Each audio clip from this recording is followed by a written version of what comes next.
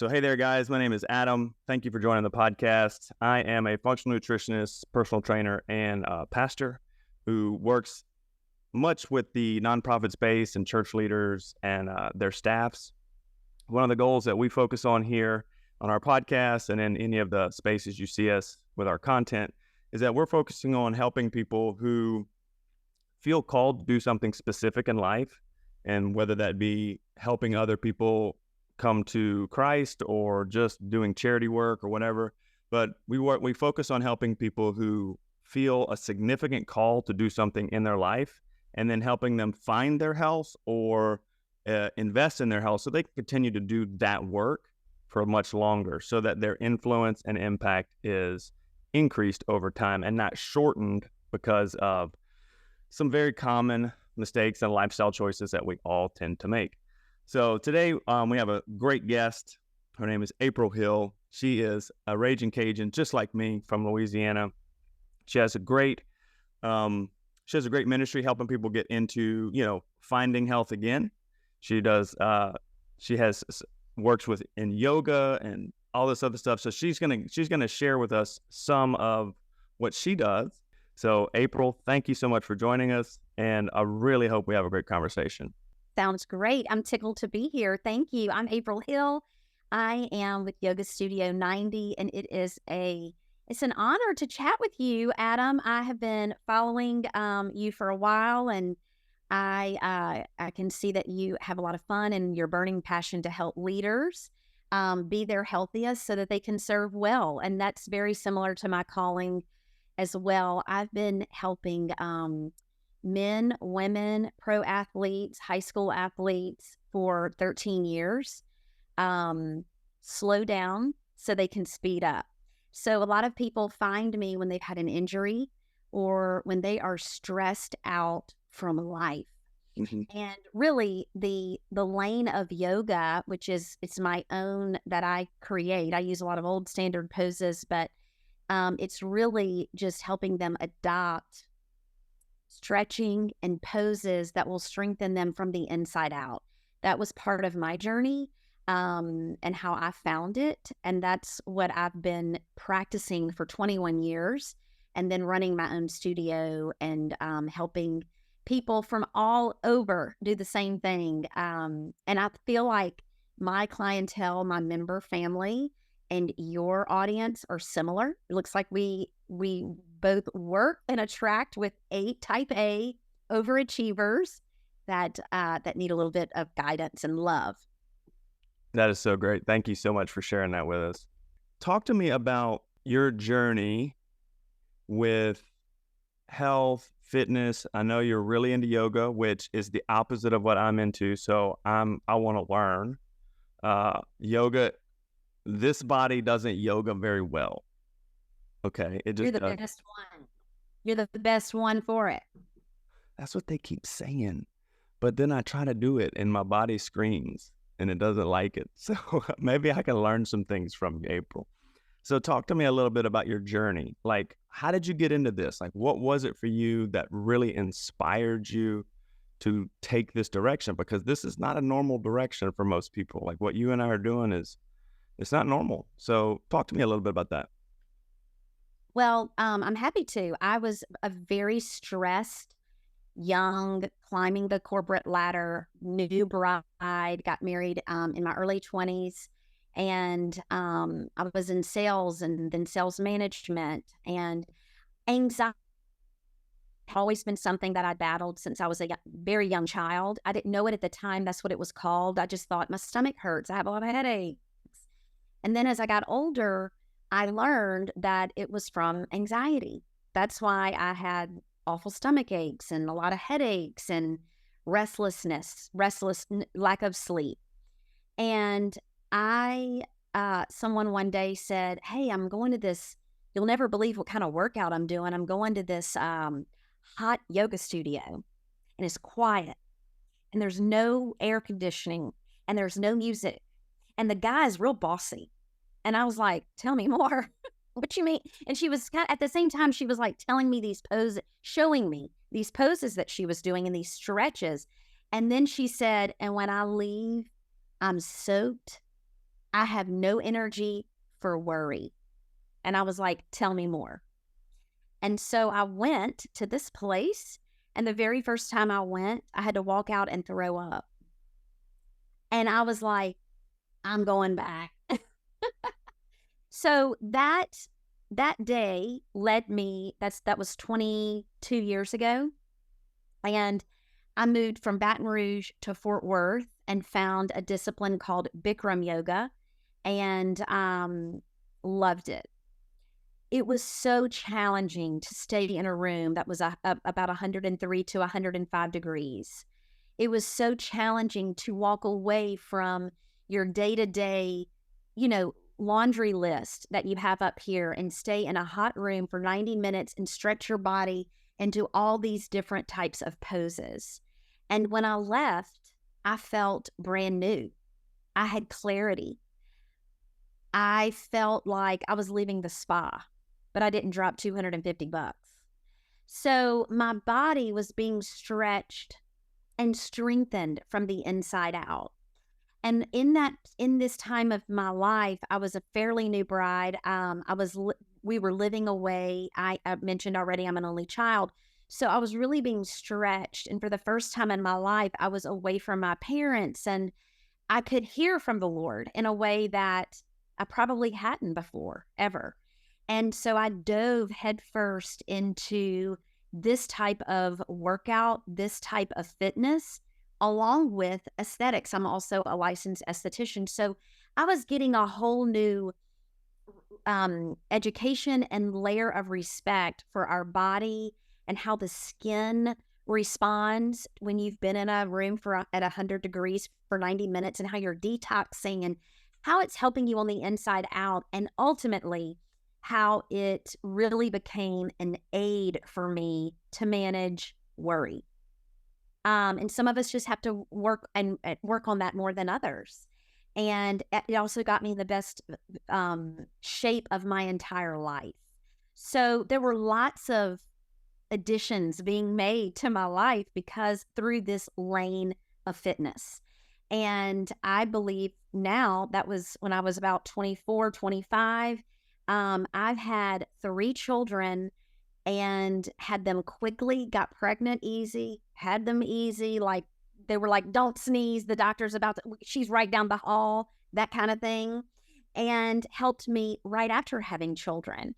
So I could write a book, and probably will, on what this type of discipline, this type of fitness has done for me mentally and physically. And here we are in 2023, and I know the Lord called me actually several years ago. He put just a passion in my heart to lead men and women to a retreat to help them understand this. And that's where Renew came in. So I gave you a lot of ingredients quickly, but that's my story. Well, thank you for sharing that. There's a couple of thoughts that I'd like to expand on. So you first went to yoga, which, like, yoga is like, I'll joke, I'll pick on pretty much anything if it's funny. Memphis has got flies everywhere, so it's crazy. So I'll pick on yoga just because I can't do it. Mainly, it's, you pick on it out of insecurity. But I like the ideas of what you're saying. I like the ideas of, you found like this centering, like you found this centering, this calming effect. You felt that you were being strengthened and renewed at the same time. So do you think that it's the yoga itself, or is it the fact that you are taking time to actually invest in yourself, or is it a little of both? What do you think that kind of gave you that sense of renewal? What's your sense on that? I think it's both. I will be vulnerable enough to also share that the type of yoga that I do is not so much for, no, it's like, I'm coming in to wear you out. I need to be worn out. I mean, look, you in the fitness business, you know what kind of people come in the fitness business. I need to be stretched. I need to be challenged and I need a good butt kicking. So I think that's some of it that does wear us down because our flesh is so upset, nervous, and on 10. We've got to wear it down a minute to find that moment of grounding. So I think it's both, to be honest. Yeah, I find the same thing with my approach, and my approach is much more on the like bodybuilding, resistance training, cardio, more traditional styles that maybe you would see in the West. Um, but again, those are big umbrellas. Like just saying yoga could mean a lot of things, right? There's a lot of ingredients that go into that bowl. Same thing with body. Yes. As soon as I say bodybuilding to people, they immediately think get huge and wear small bikinis and oil yourself up. You know what I mean? Like, and that is a style of it, but that's not what it actually all is, right? So I find the same thing happens when I take time to, or my clients take time to invest in themselves. They come back to me and they say, after a month or two, they're like, I am addicted to this. I'm addicted to this feeling of investment, of this, because most of us, we tend to work with our minds all day and we move not very much.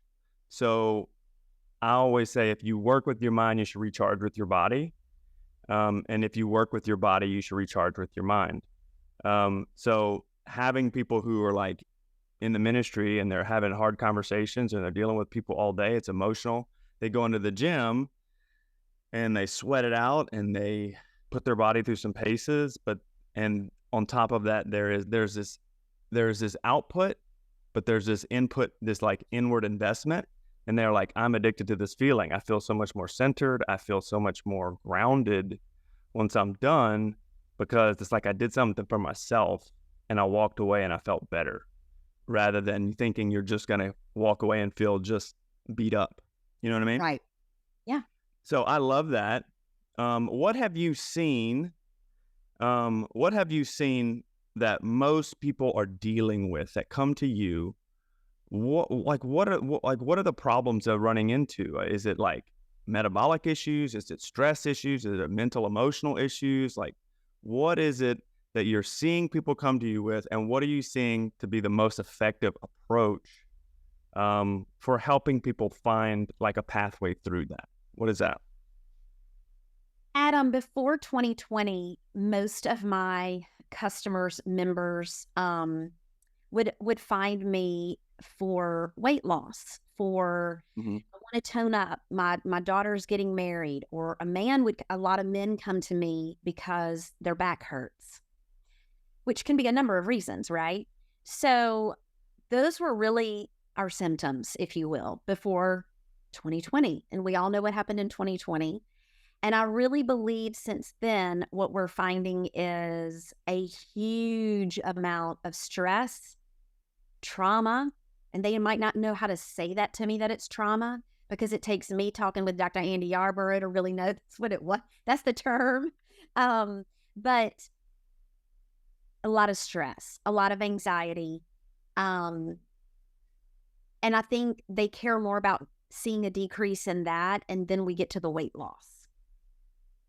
Okay, that's really great. So, what do you think, like, or in your estimation, or just what you're seeing? Because neither one of us are doctors, and neither one of us are like scientists, so we're not going to speak from a truly authoritative position. But, but we can speak from what we're seeing. So, what are you seeing is the cause of so much of this anxiety and just mental pressure that people are feeling? What do you feel like is causing that?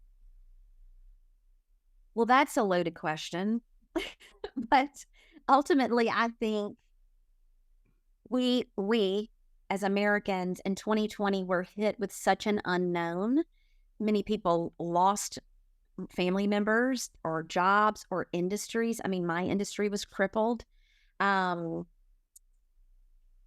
And we were housed, we were cornered, we were isolated for so long that now picking those pieces up, it's like, well, I don't remember exactly how I went at this pace, this race. How did I run this race this fast before? I'm older, 3 years older than I was before.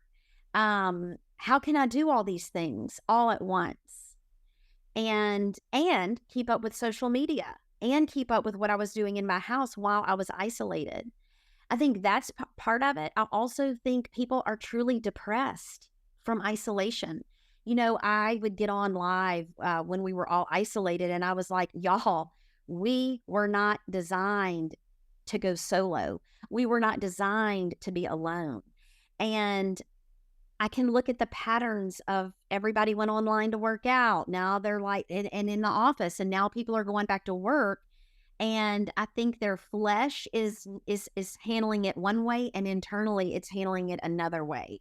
And so people like you and I are kind of called to meet them where they are and gently bring them back in, which is why I think people, when they like fill out a little thing about coming to our studio, we ask questions, right? We want to know, how can we serve you?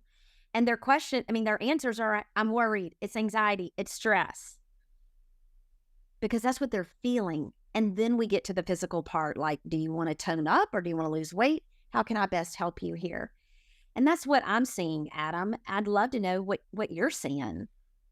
Well, I see a lot of similar stuff because my approach tends to be more kind of, people view it as more physique driven, like I had a good friend of mine. He came and worked out with me this morning in my garage, which is not hot yoga, but in a garage with no AC, it might as well be. I'm gonna just be honest. We were like dripping. So I am trying. Okay, April, I'm trying. All right. So one thing we were talking about it is like, everybody has, and this is just something that's funny, everybody has bodybuilding goals, though they won't call it that, right? It's like, I want to have more muscles and I want to have less fat around the muscles so that I look better and feel more confident, right? For ladies, it's like, I want to be able to go to the pool and wear my two-piece. Dads, it's like, I want to be able to cut the grass and flex on all the dads in the neighborhood, right? Let them know, like, this is my street, you just live here. Right, right. So, and like, most people come to me with aesthetic needs. Yeah. I've got too much weight on me. I'm trying really hard to get stronger, or most people come for those reasons. And then we do the reverse. We start dealing with those things and we start realizing, oh, there's some mental health issues there too. Oh, there's some stress and anxiety there. The reason why we're having trouble eating properly is because I'm eating my feelings and not dealing with my feelings, right? So it's like, we kind of go the reverse. We start dealing with the physical and we end up dealing with the internal, because the internal actually does predict what's going to happen on the outside. So I find the same thing with the lockdowns. People really let themselves go.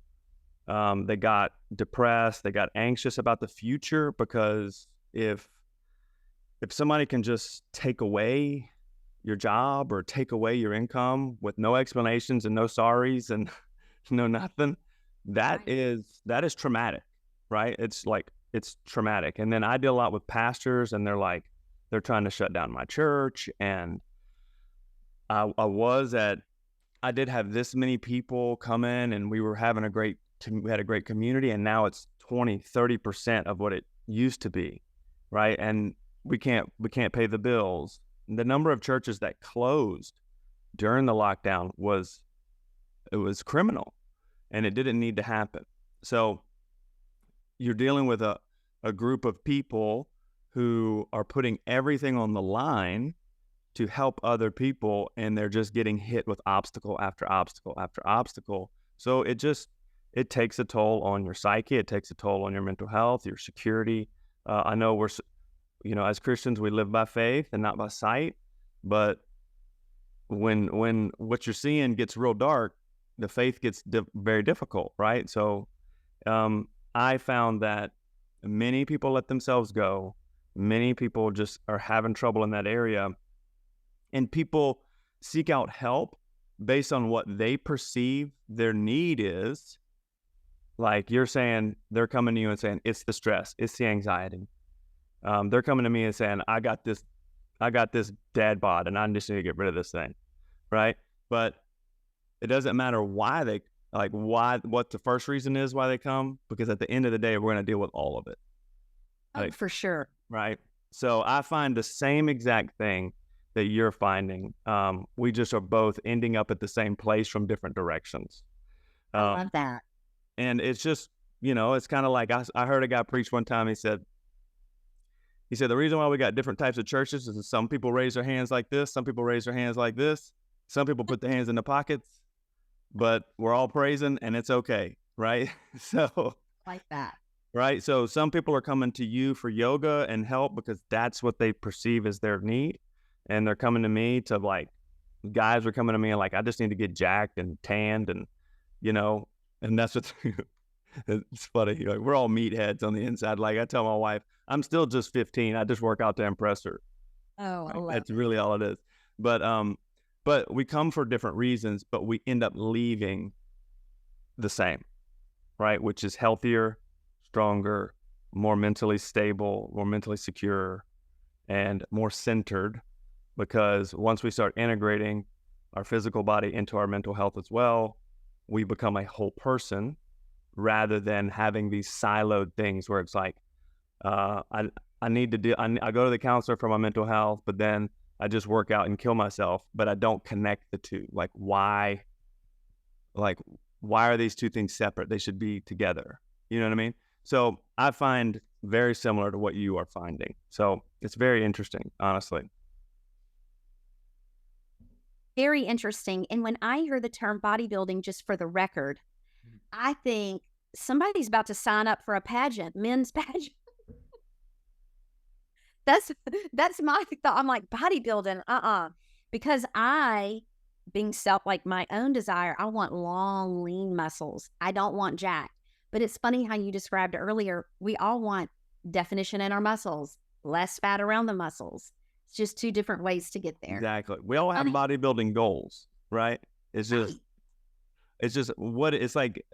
words are containers of meaning, and what you fill that word with depends, right? So some people hear bodybuilding, they're like, I'm not wearing a bikini and putting on fake tan.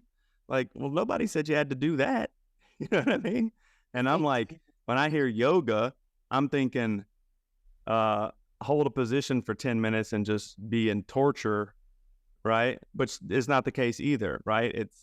There's breath control and all this other stuff. So I'm filling that with the wrong definition a lot of times. So true. I do jujitsu where we grapple and wrestle. It's basically grown men wearing pajamas wrestling each other. We call it murder yoga because you're trying to choke each other, but you're in really weird positions and you're getting stretched in really weird places. So I get pretty flexible from that, but it's definitely not yoga. So maybe you can convert me. I have a lot of former bodybuilders and athletes that, now I'm not saying you beat yourself up, but the other, when they were playing football, they beat themselves up. So part of their recovery and kind of aiding the decrease of body aches as we all get older, it just happens.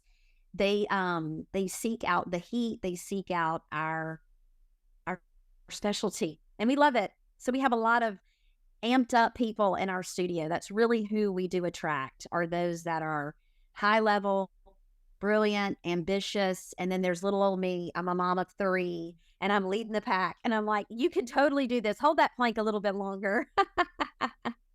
Sometimes you just got to have somebody who has had children to be like, no, I'm going to take care of all this right now. You know what I'm saying? Having kids is like herding cats. So, it's you don't really herd them. You just kind of hold on and just kind of point them in the right direction. Same thing when you deal with type A personalities. They're going to kind of run their own directions. You just got to try to guide them. Let's all just end up in the same place. You know what I mean? Yes.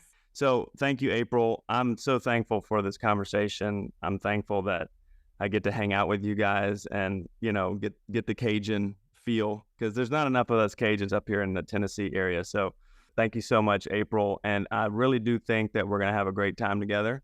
And you know what? Hopefully we can do another one of these pretty soon and just have a good time. All right. Love y'all.